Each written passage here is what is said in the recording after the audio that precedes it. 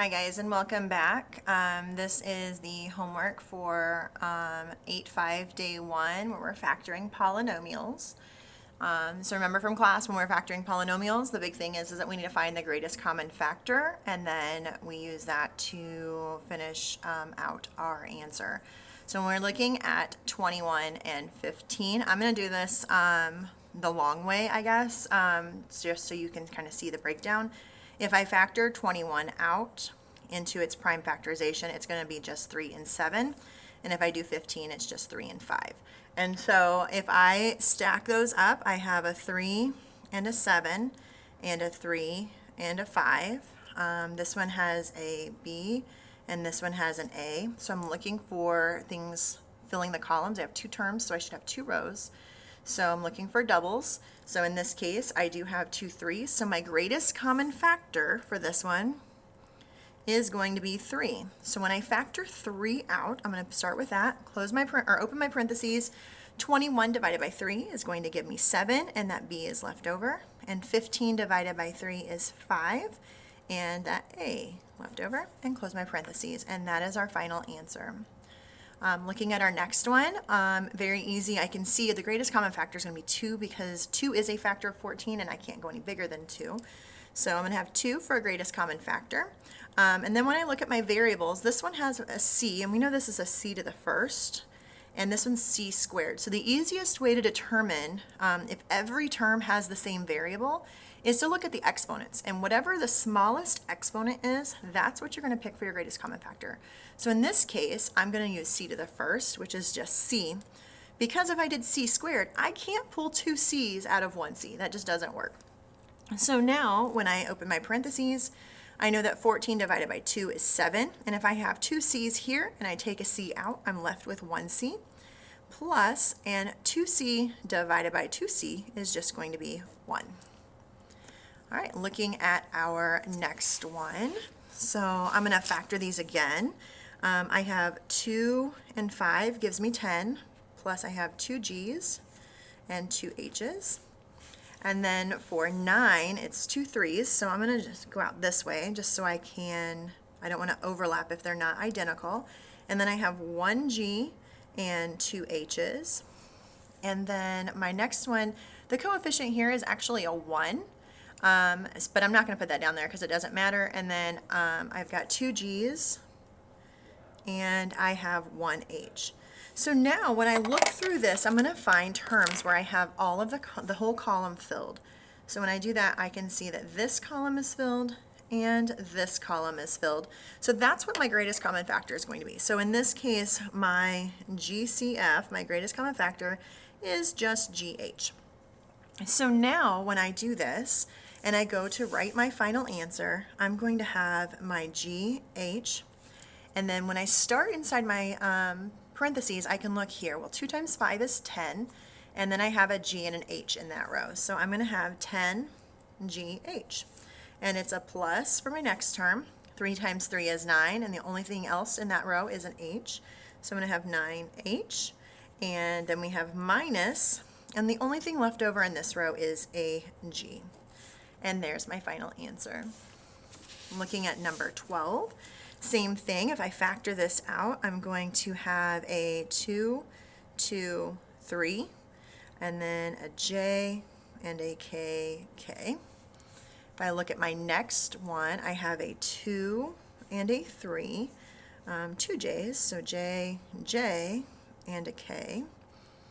And then my last term is a 2, and then J, J, and then a K, K. So again, I'm looking for terms that fill my columns up. So I have 3 terms. I need to have 3 things lined up.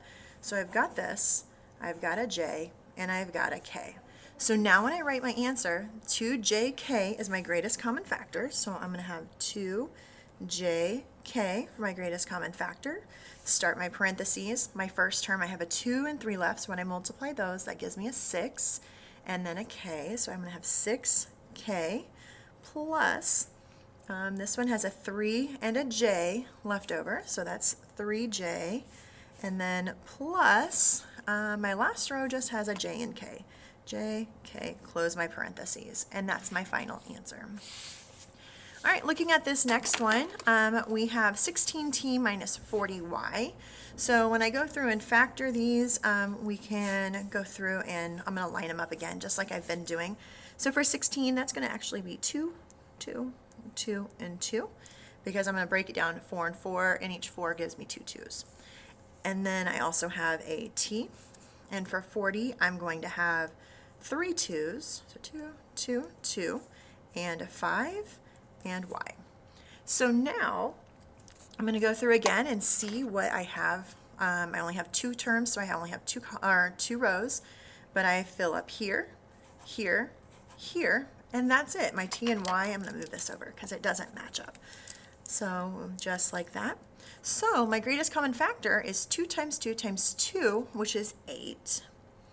And then when I look at what I have left over, I have 2t left here minus 5y. All right, looking at my next problem, I have 30v and 50x. So when I go to factor those out, 30 goes into, it's going to be a 3 and a 10, which is 2 and 5. So I'm going to have a 2, a 3, and a 5 with a v for 30. I'm just going to erase that so I have more room. And 50 is going to give me, I'm going to do this over here. So 50 is going to give me 5 and a 10, and this is going to give me a 2 and a 5. So I can line up my 2's, a 5, there's another 5, and then I still have this x to deal with. So now when I look at what I can pair up, is that right there. 2 times 5 is 10. That's going to be my greatest common factor. And my first term I have 3v left over, and my second term has 5x left over. And so there's my answer. All right, looking at our next one, this one's a fairly easy one to find the greatest common factor. So when I look at this, I can very easily see that 2 is my greatest common factor. And then when I look at the variables, they both have k's, but this is a k to the first. If we use the rule of remembering using the smallest exponent, I can only pull whatever the smallest one is, so I can only pull 1k. So 2k is my greatest common factor. So now when I go to factor that out, if I divide by 2, that's 1, and I pull 1k out of there, I'm left with k. And then it's a plus, well, 4 divided by 2 is going to give me a 2. I'm pulling that k out, and I'm done. All right, looking at our next one, this is another simple one. Very easily I can tell that 5 is going to be my greatest common factor. So I have 5, and then as far as the z's, again, this is a z to the first. Well, I can only pull from the smallest one. So I'm going to have 5z is going to be my greatest common factor. And this is going to leave me with 1z plus 10 divided by 5 is 2, and I'm pulling that z, so I am finished. All right, next up here, I'm going to go ahead and write this one out like I did those other ones, but I'm going to do it down here below where I've got a little extra space. So for that 4, I'm going to have a 2, an A, and a B, and a B.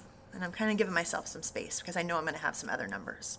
And then my next term, I'm going to have a 2, an A, and 1B. And then my last term is 10 is a 2 and a 5. So I'm going to have a 2, a 5, an A, and a B.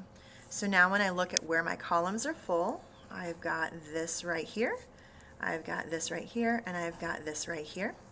So my greatest common factor is 2 times A times B, which is 2AB, times, well, my first column gives me a 2AB, so I have 2AB, and then my second term is just going to be an A, and my last term is just going to be a 5, because that's all that I have left over.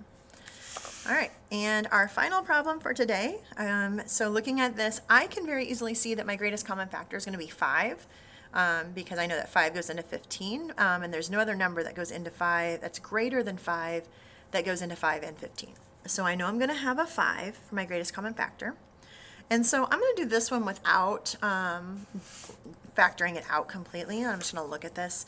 So when I look at my C terms, I need to see what the smallest exponent is on my C terms. So this one's a C squared, this is a C squared, and this is a C squared. They're all the same. So I can pull C squared from all of them. And then when I look at my V's, I have a V to the first, a V to the second, and a V to the third.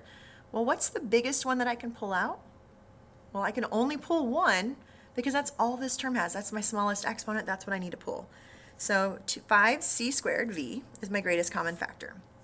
So now when I go to factor this out and figure out what needs to go inside, I have 5c squared v divided by 5c squared b.